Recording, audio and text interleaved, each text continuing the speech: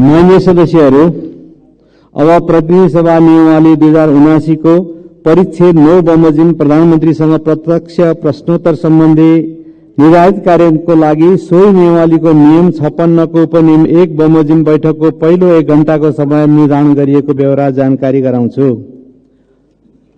मान्य सदस्यहरू, सम्माननीय प्रधानमन्त्रीसँग प्रश्न गर्न मान्य सदस्यहरूबाट नियमावलीको नियम 58 बमोजिम प्रश्नहरू प्राप्त भइसकेको बेहोरा समेत जानकारी गराउँछु। यस परिच्छेद बमोजिम प्रधानमन्त्रीसँग प्रत्यक्ष प्रश्नोत्तरमा स्पष्टीकरण सोध्ने व्यवस्था नरहेको पनि जानकारी गराउँछु। मान्य सदस्यहरू, अब म सम्माननीय प्रधानमन्त्री श्री पुष्पकमल दाहाल प्रचण्डलाई प्रत्यक्ष प्रश्नोत्तर कार्यको लागि रोस्टममा आमन्त्रण गर्दछु।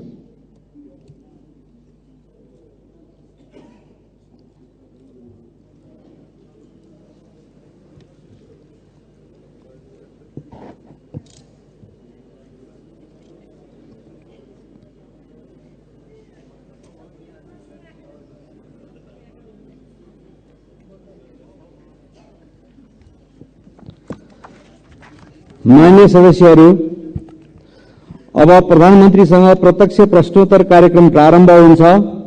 सर्वप्रथम प्रश्नकर्ता मान्य श्री अच्युत प्रसाद मैनायलाई सम्माननीय प्रधानमन्त्रीसँग प्रश्न सोध्न अनुमति दिन्छु। सम्मान्य सभामुखज्यूको अनुमतिबाट म सम्मान्य प्रधानमन्त्रीज्यूलाई मेरा केही जिज्ञासाहरू राख्ने अनुमति चाहन्छु।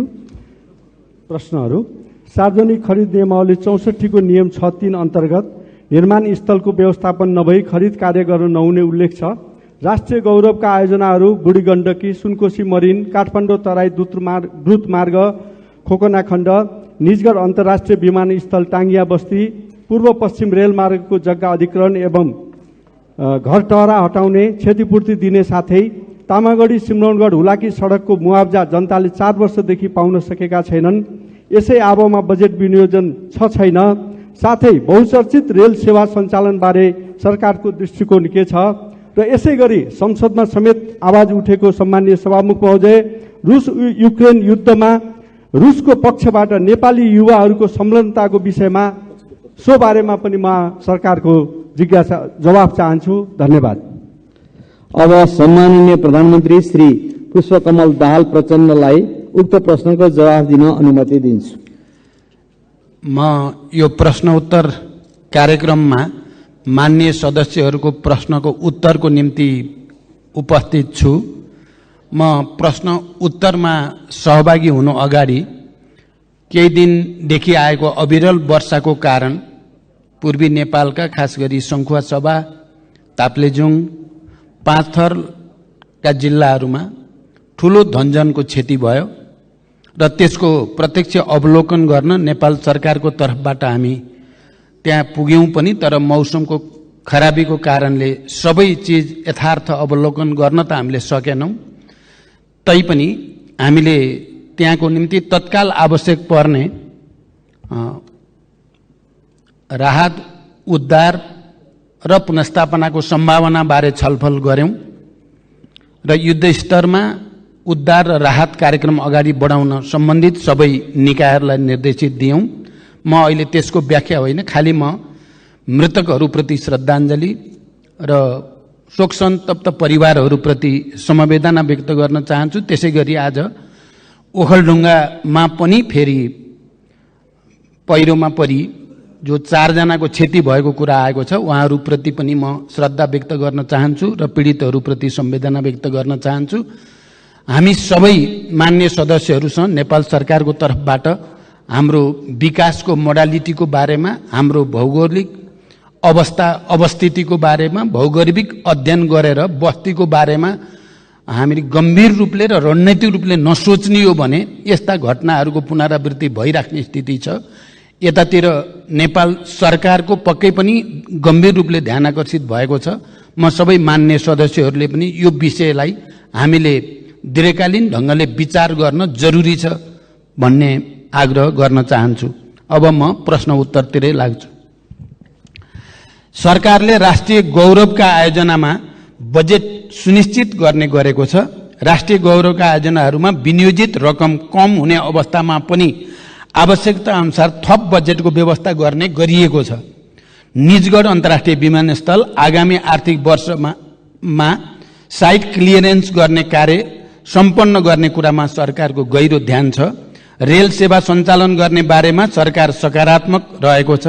साथै राष्ट्रिय गौरवका आयोजनाहरू तथा अन्य प्राथमिकता प्राप्त आयोजनाहरूको जग्गा अधिग्रहण, मुआवजा तथा क्षतिपूर्ति वितरण गर्ने कार्य सरकारको प्राथमिकतामा रहेको छ। आगामी दिनमा आवश्यक बजेट व्यवस्था सहित सम्बन्धित निकाय मार्फत यस विषयमा सम्बोधन हुने बेहोरा म मान्य सदस्यहरूलाई अवगत गराउन चाहन्छु।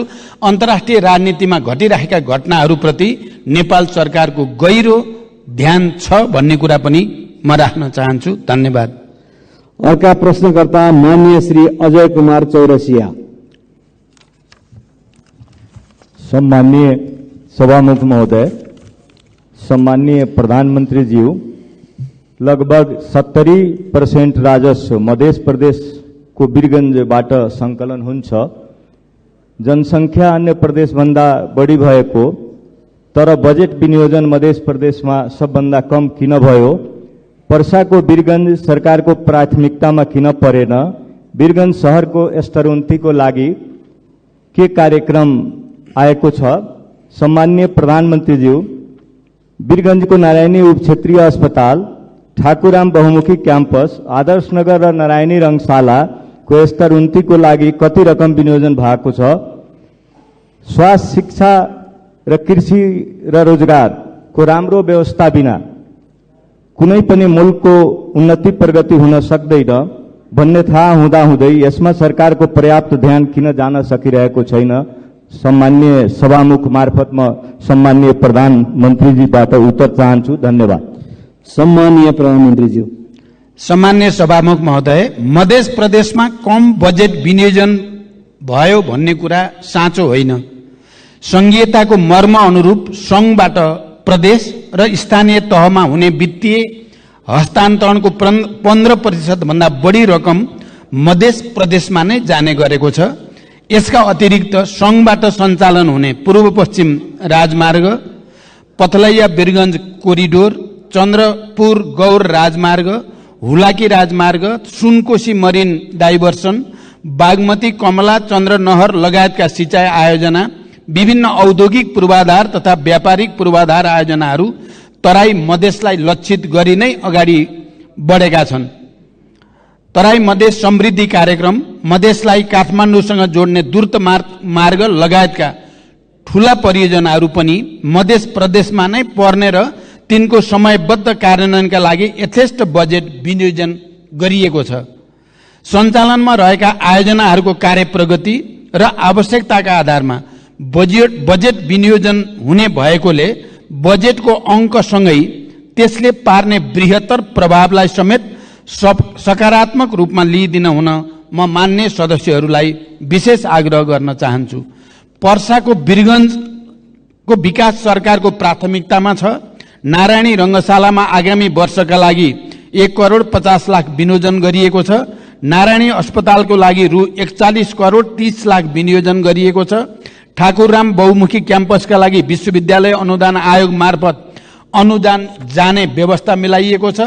सरकारले मानव जीवनसँग सम्बन्धित अत्यावश्यक विषयहरू स्वास्थ्य, शिक्षा, कृषि र रोजगारीलाई उच्च प्राथमिकतामा राखेको छ। सरकारले स्वास्थ्य पूर्वाधार निर्माण, मेसिन उपकरण खरिद र जनशक्तिका लागि आवश्यक पर्ने रकम विनियोजन गरेको छ। बजेटको आकार चालू वर्षको भन्दा सानो हुँदा पनि आगामी वर्षको बजेटमा शिक्षाको बजेट घटाइएको छैन। कृषि क्षेत्रका लागि उत्पादनमा आधारित अनुदान, रैथाने बाली प्रवर्धन, रासायनिक मलमा बजेट व्यवस्था लगायतका कार्यक्रमहरू रहेको जानकारी गराउन चाहन्छु। धन्यवाद। अर्का प्रश्नकर्ता मान्य सदस्य श्री अञ्जनी श्रेष्ठ।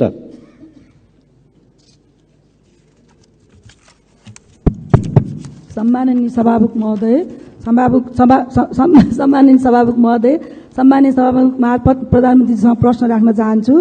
यस गरिमामय सदनमा शून्य समय, विशेष समय र आकस्मिक समयमा उठाएका जनतासँग सरोकार भएका प्रश्नहरूको उत्तर कहिले आउँदैन, किन? यो सदनमा प्रस्तुत बजेटमा 77 जिल्लालाई सम्बोधन गर्दा जनतालाई सरकार छ कि छैन महसुस भएन। अबका दिनमा सरकार जनतासँगै रहेको महसुस कसरी दिलाउन सकिन्छ भन्ने जिज्ञासा राख्न चाहन्छु। धन्यवाद। सम्मानित सदनमा शून्य समय र विशेष समयमा मान्य सदस्यले उठाएका विभिन्न प्रश्नहरूमा सरकार संवेदनशील भई तिनको जवाफ नियमित रूपमा दिइ नै रहेको छ। सदनमा उठाइएका प्रश्न र जिज्ञासाहरूको जवाफ दिने जिम्मेवारी र उत्तरदायित्वबाट सरकार कहिल्यै पछि हटेको छैन र कहिल्यै पछि हट्ने पनि छैन। राष्ट्र र नागरिकको समग्र हित तथा समुन्नतिका लागि सरकार सदैव प्रयत्नशील रहँदै आएको छ र प्रयत्नशील रहि नै रहनेछ। जनसरकारका विविध विषयलाई उचित सम्बोधन गर्दै तथा विकास निर्माण कार्यलाई गति दिँदै सरकार र नागरिक बीचको सम्बन्धलाई सुदृढ बनाउन सरकार दृढ संकल्पित रहेको जानकारी गराउँछु। धन्यवाद। अर्का प्रश्नकर्ता मान्य श्री अनिता देवी। मान्य श्री अनिता देवी।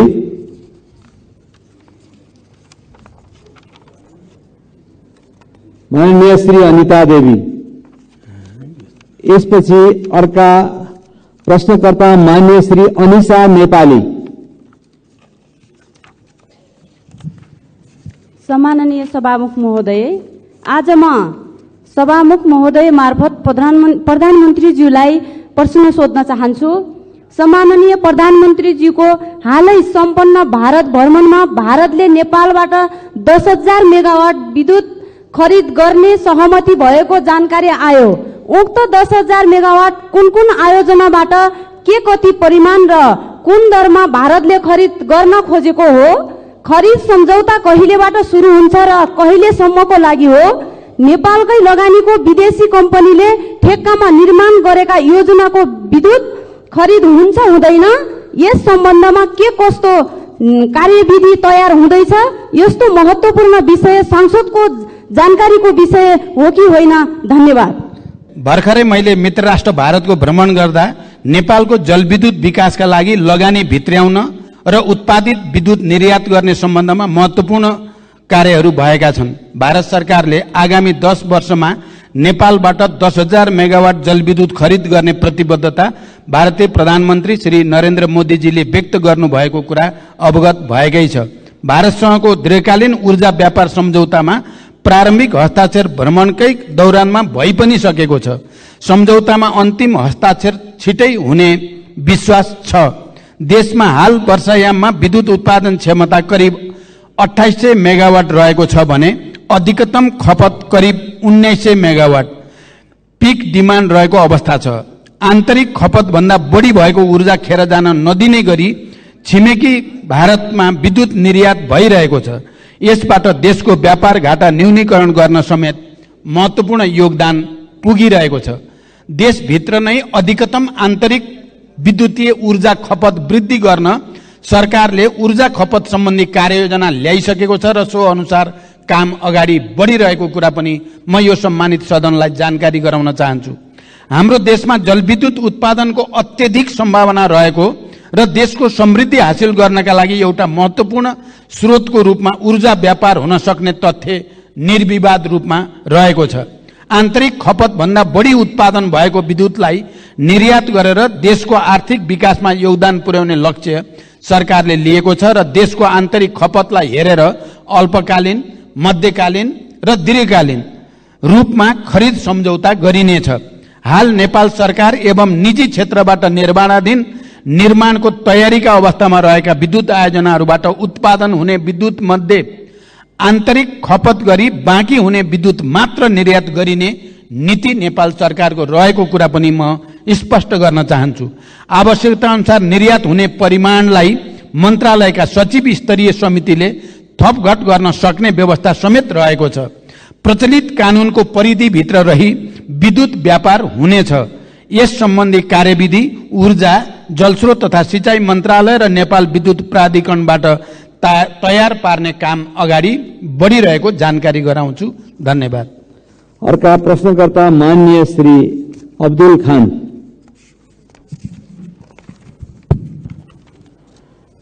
सम्माननीय सभामुख महोदय मार्फत सम्माननीय प्रधानमन्त्रीज्यूलाई प्रश्न सोध्न चाहन्छु। तराई मधेसतिर किसानहरू लगभग धानको बिउ राखिसकेका छन्। अब किसानहरूको सोच मल र सिंचाइको व्यवस्थापनमा छ। मलको हाहाकार छ, बिजुली कटौती अत्यधिक छ। सीमा नाकामा जनताले दिनहुँ गाली पिटाई खाइरहेछन्। 1 बिघा अर्थात 20 कट्ठाको खेती गर्ने किसानलाई 2 बोरा युरिया, 1 बोरा डीएपी चाहिन्छ। भारतबाट ल्याउँदा नेपाल प्रहरीले जफत गर्छ। न त हामी दिन सक्छौं, न त ल्याउन दिन्छौं, न त हामी किसान कार्ड बनाउँछौं, न त हामी नाका खोल्छौं। जनताले कसरी सरकारको अनुभूति गरियोस् सभामुख महोदय। त्यस्तै पैसा तिरेर पनि हाम्रो सरकारले किन मल समयमा किन्न सकिरहेको छैन, स्पष्ट कारण चाहिन्छ सभामुख महोदय। 100 रुपियाँ भन्दा माथिको सामानमा भन्सार कर लगाउनु कतिको जायज छ? हस्, धन्यवाद। रासायनिक मलको आपूर्ति व्यवस्था विगतका वर्षहरूमा भन्दा सुदृढ भएको जानकारी गराउन चाहन्छु। 2079 श्रावण महिनादेखि हालसम्म 3,51,000 मेट्रिक टन रासायनिक मल आयात भएको छ। त्यो मध्ये 71,000 मेट्रिक टन विभिन्न बिक्री डिपोहरूमा मौजदात रहेको छ। भारतको कलकत्ताबाट 45,000 मेट्रिक टन डीएपी यो महिनाभित्र नेपाल भित्रिने व्यवस्था गरिएको छ। धान रोप्ने सिजनमा विगतको जस्तो मल अभाव हुने अवस्था यसपटक रहेको छैन। सुरुमा रासायनिक मलको लागि रु 15 अरब विनियोजन भए पनि थप रु 23 अरबको स्रोत सुनिश्चित गरी मल आपूर्ति व्यवस्थालाई सुदृढ गरिएको छ। यसबाट सरकार किसानहरूको लागि रासायनिक मल उपलब्ध गराउन जिम्मेवार रहेको तथ्य प्रमाणित हुन्छ। मलको आयातमा संघीय मन्त्रालयलाई जिम्मेवार बनाइएको छ भने वितरण कार्यमा प्रदेश र स्थानीय तहहरूलाई परिचालन गरिएको छ। मल वितरण प्रणालीलाई पारदर्शी बनाउन मल आपूर्ति र वितरणमा डिजिटल प्रणाली प्रयोगमा ल्याइएको कुरा पनि म मान्य सदस्यहरूलाई जानकारी गराउन चाहन्छु। धन्यवाद। अर्का प्रश्नकर्ता मान्य सदस्य श्री अम्बिका बस्नेत। सभामुख महोदय मार्फत सम्माननीय प्रधानमन्त्रीज्यूसँग जिज्ञासा राख्न चाहन्छु। गोकर्णेश्वर नगरपालिका वडा नम्बर 1 शिवपुरी राष्ट्रिय निकुञ्जभित्र पर्दछ। त्यहाँ सर्वसाधारण नागरिकहरूको बसोबास पनि छ। त्यो बस्तीभन्दा बाहिर बस्ने नातागोता साथीभाइ आउँदा शुल्क तिरेर जानुपर्छ। त्यही क्षेत्रभित्र गोसाईकुण्ड जाने बाटो पनि छ, हेलम्बु जाने पुरानो बाटो पनि छ। तर निकुञ्जलाई शुल्क नबुझाइ सहजै अभिलेखीकरण मात्र गरेर आवत जावत गर्न पाइँदैन।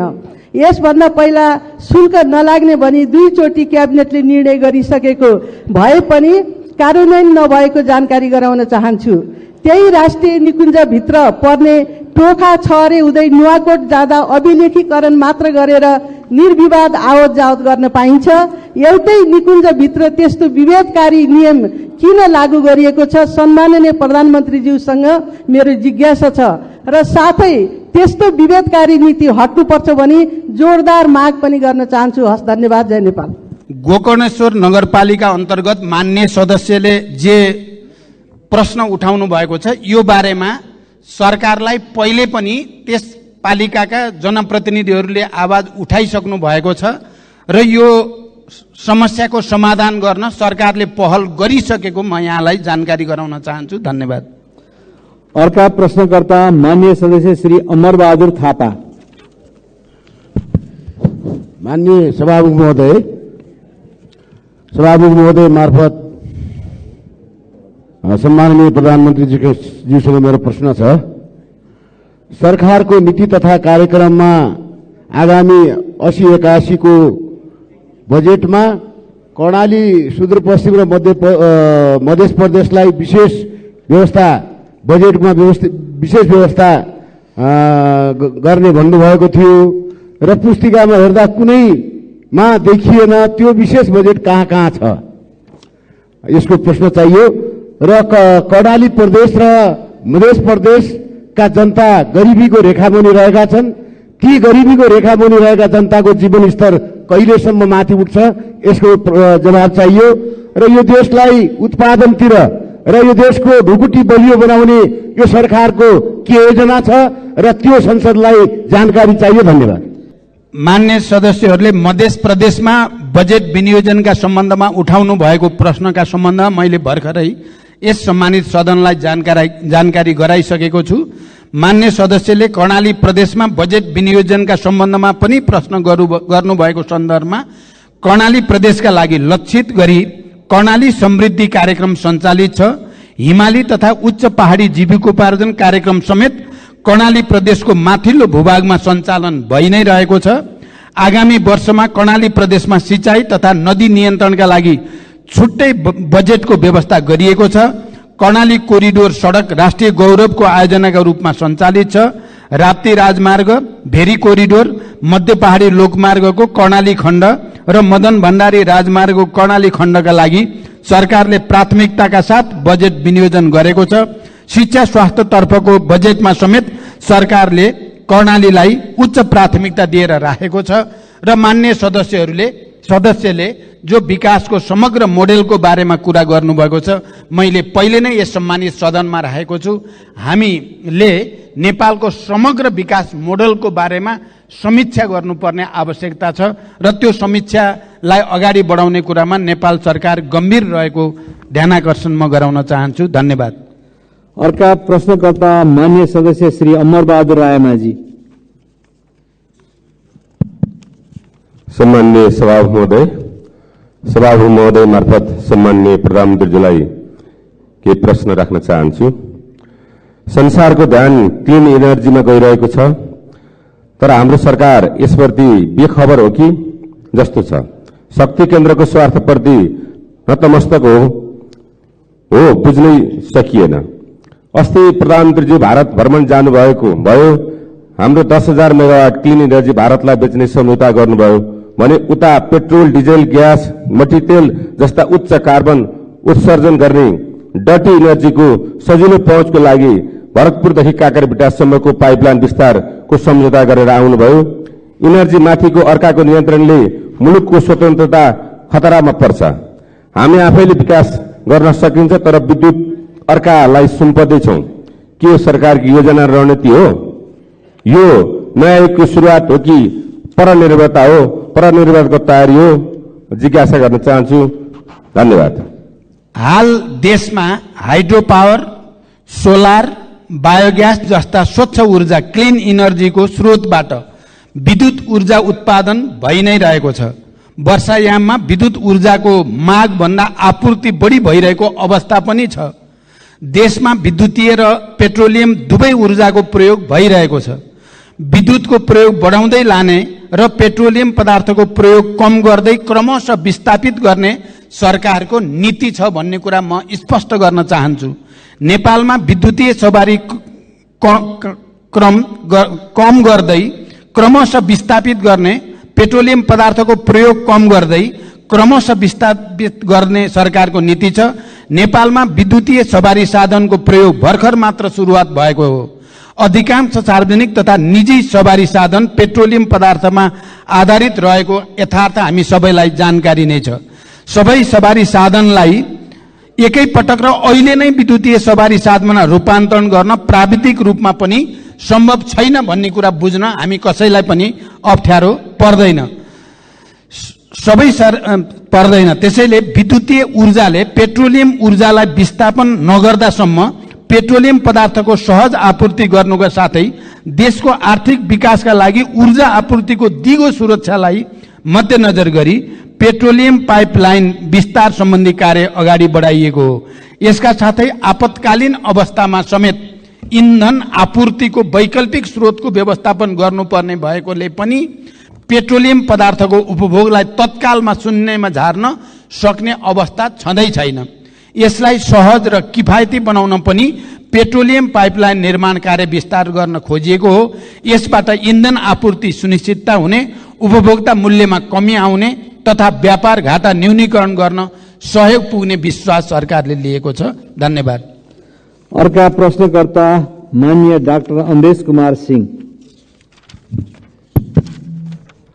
सम्मानीय सभामुख महोदय, हाम्रो संविधानको प्रेम्बलमा लेखेको छ, प्रेम्बल कुनै पनि संविधानको मुटु हुन्छ। त्यसमा लेखेको छ कि सामन्ती निरङ्कुश केन्द्रीकृत एकात्मक राज्यव्यवस्थाले सृजना गरेको सबै प्रकारको विभेद र उत्पीडन अन्त्य गर्दै बहुजातीय, बहुभाषिक, बहुधार्मिक, बहुसांस्कृतिक तथा भौगोलिक विविधतायुक्त विशेषतालाई आत्मसात गरी विविधता बीच एकता, सामाजिक सांस्कृतिक एकबद्धता, सहिष्णुता र सद्भावलाई संरक्षण प्रवर्धन गर्ने, वर्गीय, जातीय, क्षेत्रीय, भाषिक, धार्मिक, लैंगिक विभेद र सबै प्रकारको जातीय छुवाछुतको अन्त्य गरी आर्थिक समानता, समृद्धि र सामाजिक न्याय सुनिश्चित गर्ने समानुपातिक, समावेशी र सहभागितामूलक सिद्धान्तको आधारमा समतामूलक समाजको निर्माण गर्ने संकल्प गर्दै, ठिक यसको प्रेम्बुलको भावना विपरीत 62-63 देखि नै मधेसका 20 जिल्ला बजेट विनियोजन कम भएको देखिन्छ। साथै यसको प्रभाव सीधा मधेसको जिल्लाको सदरमुकाममाथि परेको छ। चाहे त्यो झापाको भतपुर होस्, चाहे सुनसरीको इनरवा होस्, चाहे सप्तरीको राजविराज होस्, चाहे सिराको मारर होस्, चाहे सर्लाहीको मलङ्गवा होस्, चाहे रौतहटको गौर होस्, यो सबै सदरमुकाममा देखिन्छ कि त्यहाँ बजेट विनियोजन नभएको कारणले त्यो सबैको उठीबास भइरहेछ। नयाँ नयाँ सहर हाइवेतिर बस्दै गइरहेछ। साथै यसको कारण के हो? दोस्रो कुरा, 72 को संविधानमा समावेशीको ग्यारेन्टी गरिन्छ, तर यता राज्यको सम्पूर्ण संरचना, सुरक्षा निकाय, प्रशासनिक निकाय, न्यायपालिका, कूटनीतिक क्षेत्र असमावेशी हुँदै गइरहेको छ।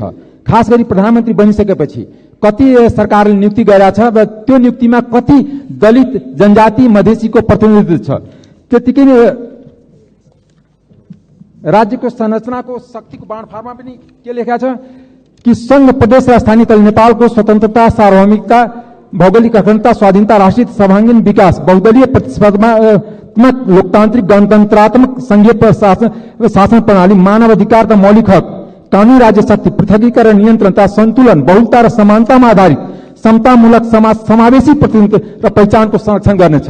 यो दिशामा झन उल्टो गइरहेको हामीलाई आभास भइरहेछ। यसमा प्रधानमन्त्रीको जवाब चाहिन्छ। धन्यवाद। देशको समग्र विकासको निम्ति सरकारले लिएका नीतिगत प्राथमिकता र विभिन्न विशेष क्षेत्रको विकासका लागि गर्नुपर्ने लगानी, आवश्यकताका आधारमा बजेट विनियोजन भएको कुरा मैले यस अगाडि पनि जानकारी गराइसकेको छु।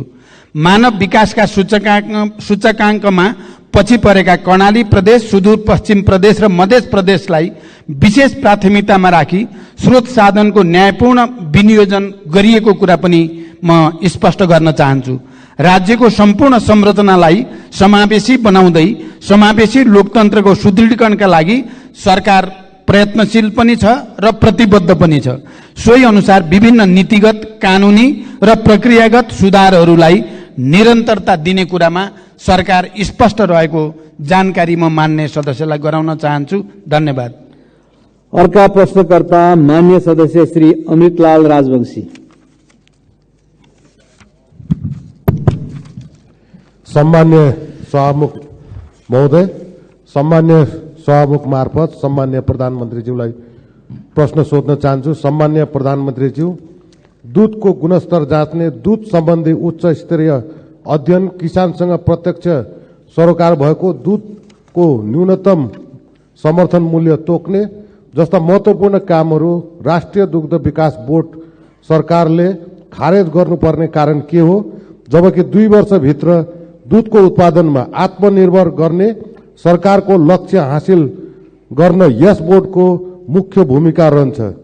साथै मिति 2080 असार 7 गते माननीय कृषि तथा पशुपन्छी मन्त्री र सचिवज्यूसँग भएको छलफलमा उहाँहरूले दिएको जानकारी अनुसार केही तथ्याङ्कहरू परिवर्तन भएकोले सोही अनुसार प्रश्न सोध्न चाहन्छु। लम्पी स्किन रोगको महामारीले 21,000 भन्दा बढी गाई भैँसी मरिसकेका, 6,08,200 गाई भैँसीहरू यो रोगबाट संक्रमित भएका एवं 76 जिल्लामा यो रोग फैलेको अवस्था छ र यस विषयमा सरकारले के गरिरहेको छ स्पष्ट जानकारी होस्।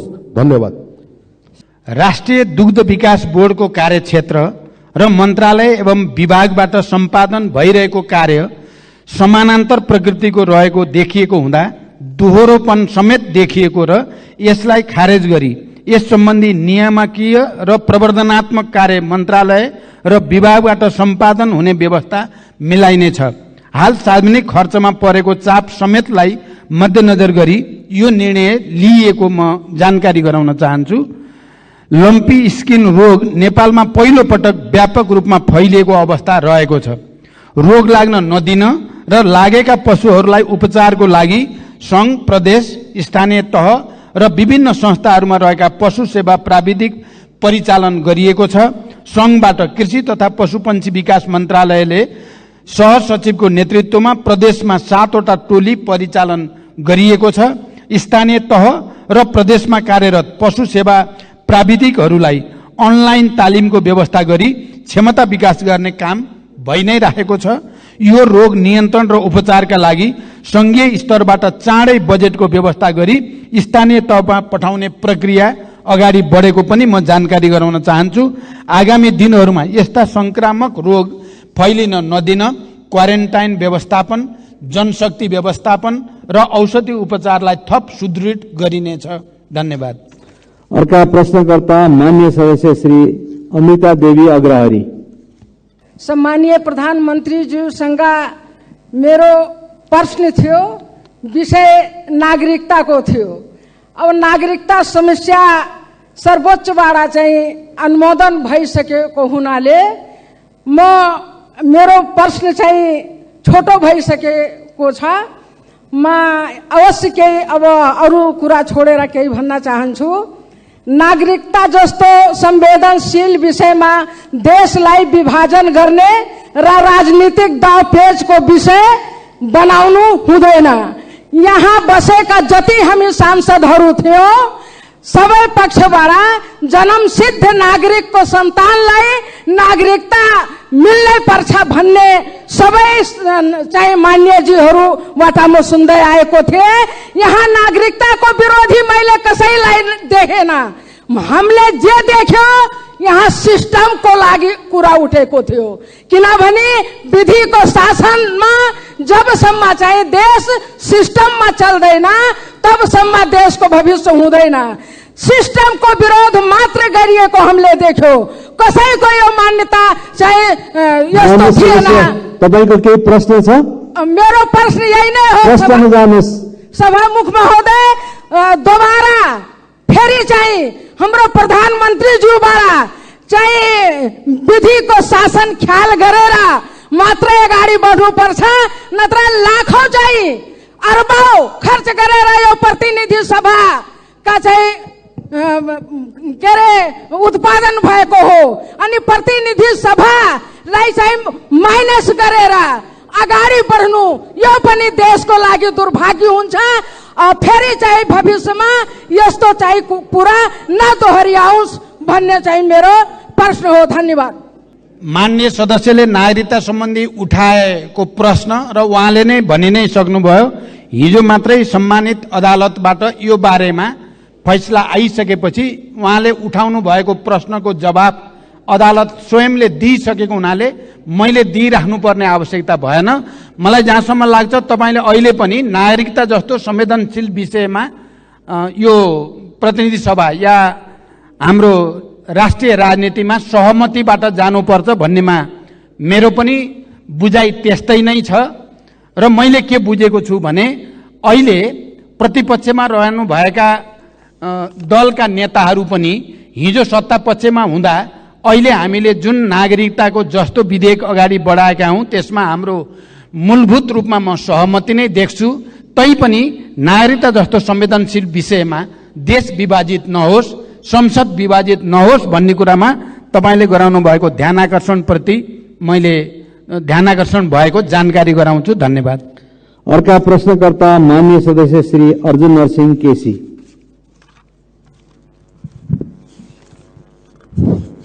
सभामुख महोदय मार्फत म प्रधानमन्त्रीलाई प्रश्न गर्न चाहन्छु। नेपाल कृषि प्रधान देश, हरेक वर्ष किसान जुन बेला खेतीको समय हुन्छ त्यो मल नपाएर ती किसानहरू हाहाकार पर छटपटिनु पर्ने स्थिति एकातिर छ। तर त्यही समयमा कालो बजारियामा जहाँ जति किन्न पाइन्छ पाइन्छ। त्यो कालो बजारिया नियन्त्रण छ, न मल चाहिँ आपूर्ति गर्न सक्ने स्थिति छ। भर्खरै प्रधानमन्त्रीले 3,50,000 मेट्रिक टनको कुरा गर्नुभयो। वर्षको झन्डै 5,40,000 मेट्रिक टन देशमा आवश्यकता छ। अब त्यसैले यो भोग्नु एकातिर त्यो छ भने यो दुःखद अवस्थालाई चिरेर जसो तसो उत्पादन गरेका कृषकहरूको दूध, तरकारी, फलफूल तथा खाद्यान्नले खाद्यान्नको न्यूनतम मूल्य पनि नपाएर सडकमा फालाफाल गर्नुपर्ने स्थिति हामीले प्रत्येक दिन जस्तो देखिरहेका छौँ र त्यो सँगसँगै अर्कोतिर उपभोक्ताले चर्को मूल्य चुकाउनु पर्ने स्थिति जुन छ त्यो स्थितिको अन्त्य के यो वर्ष अन्त्य हुन सक्छ त्यसमा विश्वास गर्न सकिन्छ त्यसमा सरकार साँच्चै दृढ छ धन्यवाद कृषि उपजको बजार प्रणालीमा कृषकले न्यून मूल्य पाउने र उपभोक्ताले चर्को मूल्य तिर्नुपर्ने अवस्थाको अन्त्य गर्न प्रमुख खाद्यान्न बालीको सिजन पूर्व नै समर्थन मूल्य तोक्ने व्यवस्था नेपाल सरकारले गरेको छ। दूध उत्पादक कृषकहरूले पाउने न्यूनतम मूल्य तोकिएको छ भने उखु उत्पादक कृषकहरूलाई रु 70 प्रति क्विन्टलको हिसाबले अनुदान उपलब्ध गराउने व्यवस्था मिलाइएको छ। तरकारीको बजार प्रणालीमा देखिएका समस्या समाधान गर्न विकेन्द्रित प्रणाली अपनाई प्रदेश सरकार र स्थानीय सरकारलाई समेत जिम्मेवार बनाउने गरी कार्य अगाडि बढेको छ। आधुनिक कृषि बजार पूर्वाधारहरूको विकास तथा व्यवसायीहरूसँगको सहकार्यमा खरिद सुनिश्चितता गर्ने गरी कार्यक्रम सञ्चालित छन्। बजारको माग अनुसार नाशवान कृषि उपजको उत्पादन गर्न बजार सूचना प्रणाली स्थापना गरी कृषकहरूलाई सुसूचित गर्ने कार्यक्रम बनाइएको छ। बढी उत्पादन भएको कृषि उत्पादन कोल्ड स्टोरमा राख्न सक्ने गरी पूर्वाधार विकासको कार्य अगाडि बढिरहेको छ। सरकारले केही कृषि उपजको न्यूनतम समर्थन मूल्य तोकिसकेको छ भने मान्य सदस्यहरूको सुझाव अनुसार सम्भव भएसम्म अन्य उपजको पनि न्यूनतम समर्थन मूल्य तोक्दै जाने सरकारको नीति रहेको जानकारी गराउन चाहन्छु। धन्यवाद। अर्का प्रश्नकर्ता मान्य सदस्य श्री अशोक कुमार चौधरी। सम्माननीय प्रधानमन्त्रीज्यू, मेरो नाम नोट गर्नुहोला। मेरो नाम अशोक कुमार चौधरी, फेरि भुल्नुहोला। सम्माननीय सभामुख महोदय, म सभामुख मार्फत प्रधानमन्त्रीज्यूलाई केही प्रश्न गर्न चाहन्छु। सम्माननीय प्रधानमन्त्रीज्यूले स्वयं 2080 जेठ 22 को सम्मानित सदनको बैठकमा सीमा सुरक्षा समस्या हल गर्दै लाने बताउनुभयो। तर भारततर्फ 4262 स्थानमा सीमा स्तम्भ मर्मत गर्नुपर्ने, 1533 सीमा स्तम्भ हराएको र चीनसँग 2वटा सीमा स्तम्भ निर्माण गर्नुपर्ने महालेखाको प्रतिवेदन 2079 मा छ। सभामुख महोदय, राष्ट्रिय अखण्डता, स्वाधीनता, राष्ट्रियतासँग जोडिएको सीमा रक्षा, निर्माण र मर्मतका लागि यो सरकारबाट आवश्यक बजेटको विनियोजन नहुनु सरकारको लाचारी र लम्पसारवादको प्रकाष्ठ हो। के सरकार स्वयं राष्ट्रियता कमजोर बनाउन लागेको हो? होइन भने राष्ट्रिय हितको रक्षा गर्न सरकारलाई के कुराले रोकेको छ? म सम्माननीय सभामुख मार्फत सम्माननीय प्रधानमन्त्रीज्यूलाई यसको उत्तर चाहन्छु। धन्यवाद। नेपालको सार्वभौम सत्ता, राष्ट्रिय स्वतन्त्रता, भौगोलिक अखण्डता, सीमानाको सुरक्षा, राष्ट्रिय एकता लगायत राष्ट्रिय हितको रक्षाको लागि सरकार संवेदनशील र निरन्तर प्रयत्नशील रहेको जानकारी म गराउन चाहन्छु। यसै सन्दर्भमा अन्तर्राष्ट्रिय सीमा सुरक्षालाई थप सबल, सुदृढ र प्रभावकारी बनाउन सीमा स्तम्भहरूको नियमित मर्मत सम्भार गर्दै जाने र बोर्डर आउटपोस्टहरूको सुदृढीकरण र थप स्थानमा आउटपोस्ट निर्माण गर्दै लैजाने विषय सरकारको उच्च प्राथमिकतामा रहेको छ र सोही बमोजिम स्रोत साधन र जनशक्तिको व्यवस्था पनि गरिएको छ। हालसम्म स्थापना भएका 250 बोर्डर आउटपोस्टहरू मध्ये 128 वटाको भौतिक संरचना निर्माण भएको र चालू आर्थिक वर्ष 79-80 सम्ममा थप 10 बोर्डर आउटपोस्टहरू निर्माण सम्पन्न हुनेछन् र यो विषयमा सरकार गम्भीर रहेको छ र यसमा राष्ट्रिय एकता, हाम्रो पहिले नै बोर्डरको विषयमा, नेपालको राष्ट्रिय स्वतन्त्रताको विषय, सार्वभौम सत्ताको विषय, भौगोलिक अखण्डताको विषय र सिमानाको सुरक्षाको विषयमा एउटा बृहत्तर राष्ट्रिय एकता नेपालमा भएको कुरा सम्मानित सदनमा नै धेरैचोटि प्रमाणित भएको तथ्य म स्पष्ट गर्न चाहन्छु। धन्यवाद।